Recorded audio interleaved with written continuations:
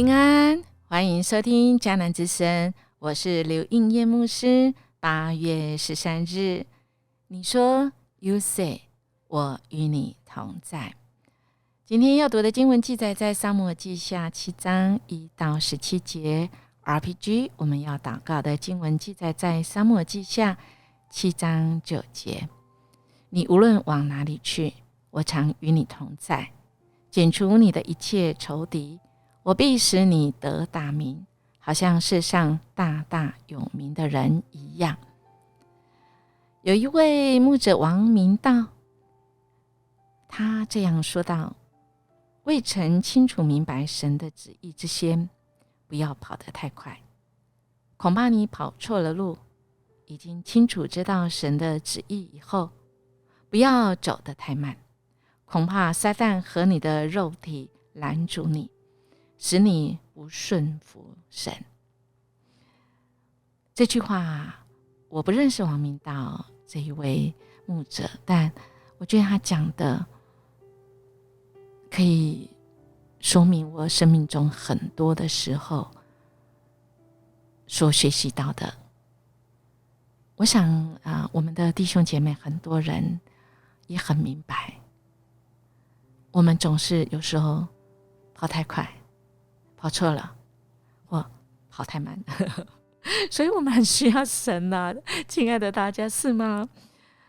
到底什么时候要快，什么时候要慢，什么时候又这个应该要怎样呢？您告诉我好吗？神愿意告诉我们，因为神与我们同在，他很乐意让我们知道他的旨意的。我们看到接下来大卫，他对神的那个心意，我们其实可以很清楚知道，他的对的神的心意，他有感恩的心，他想要为神做，因为他从人的眼光去看，应该是怎么样子，神要住在什么地方，而且他就开始想要为神来盖这个圣殿，他把神拟人化了所以亲爱的大家，我们认识神不够，神知道的，因为我们是人，我们没有办法完全认识神。如果我们的神可以让我们完全认识他，他就不是神，是吧？所以我们可以谦卑到神的面前我们看到一开始这个7章就说，王住在自己宫中，耶和华使他安静，不被四围的仇敌给扰乱了。哇，这个可见呢，意思是说使他四周围都很平安那他得到这么多享受平安，这些也制服了这个以色列境内跟周围的敌人，大卫的国权也稳固，是因为耶和华所赐下的恩典，所以他有感恩的心，所以他就觉得应该要来，就是为主来建圣殿。我们看到他后来他说，他就跟先知拿单说，神，我住在宫中，香柏木的宫中，神的约柜反倒是在幔子里耶。那个拿单对王说，你可以照你的心意而行，因为耶和华与你同在。这个拿单这个先知我不知道从后面的经文应该就知道他其实没有问过神，因为当夜耶和华的话就临到拿单说，你去告诉我仆人大卫说，耶和华如此说，你岂可建造殿宇给我居住呢？所以我们真的要很小心，真的要很小心先知拿单这个职分上按照道理会说对呀，神与你同在，所以你什么都很平安就按照你的心意而行。这句话要改过来，我们要说你要按照神的心意而行，好好祷告，因为耶和华与你同在。好，我们继续来看为什么呢？神怎么说呢？神他就讲了，他未曾住过殿宇，他常在会幕跟在帐幕中行走。凡我同以色列人所行走的地方，我何尝向以色列一个支派士师，就是我吩咐牧养我民以色列说，你为何不给我建造香柏木的殿宇呢？我们的神是这样的哦，我们可不要把神给小看了。所以今天接下来神就说，现在你去告诉仆人大卫说，万军的耶和华如此说，我从羊圈中将你招来，叫你不要跟从羊群，立你做我民以色列的君。接下来今天这句话就是我们今天 RPG 的一个应许，一个他的给大卫的一个约定，说你无论往哪里去，我常与你同在，剪除你的一切仇敌，我必使你得大名，好像世上大大有名的人一样。然后他跟大卫约定什么？我必为我民以色列选定一个地方，栽培他们，使他们住自己的地方，不再迁移。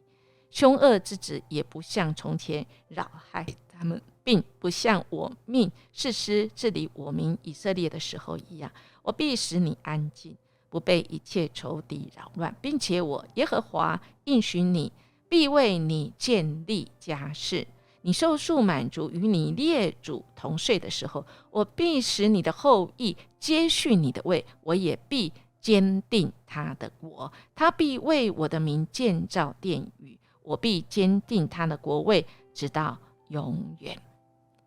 还有更重要的，其实7章14节，音乐牧师在选 RPG 的时候很想选这一句，但因为这个是神的很有名的大卫之约但7章14节，如果你愿意，也可以拿来祷告。这样说，我要做他的父，他要做我的子。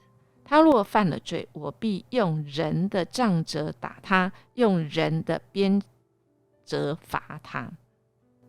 但我的慈爱仍不离开他，像离开在你面前所废弃的扫罗一样。你的家和你的国必在我面前永远坚立，你的国位也必坚定，直到永远。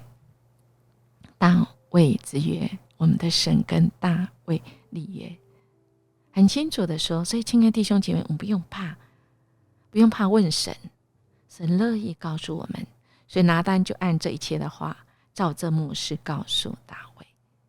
所以亲爱的弟兄姐妹，这大卫之约是神跟大卫约定，那跟我们什么关系？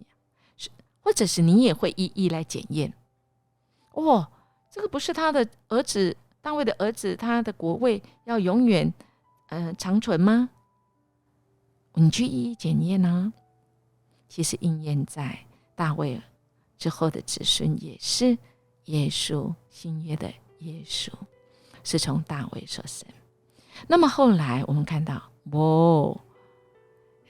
这个历史当中说到以色列国后来其实是很可怜的但是我们的神在上一个世纪让以色列复国，这真的是神迹所以我们的神的话会应验的，亲爱的弟兄姐妹别急不要急今天再让音乐牧师想起深深的也是提醒，也是印记。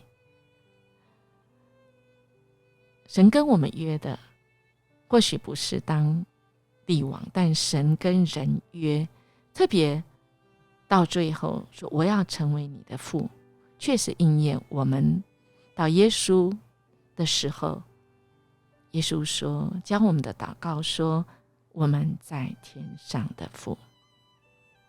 所以我们身为神的儿女要感谢神。音乐牧师进入这第12年在迦南教会，我常常觉得很感恩，特别今年我曾经要走这条路我的先生忠贤哥是反对的哈，应该是说在20年前哦。他说服侍神就好，为什么一定要去读神学院？那么我透过柯安通牧师的祷告，他不认识我们，但他为我们全家。然后跟忠贤也跟我讲，特别他对我说：“姐妹，你好好等待，不要急，现在好好的等待，神要带领你如鹰展翅上腾。现在是神在培育你，不管生命或你的家庭，不要跑在神的前面。很奇妙的，这一路上数算神的恩典。以前11年前，应该讲12年前，我到迦南教会，忠心哥还反对，但很奇妙，自从他生病之后，他改变。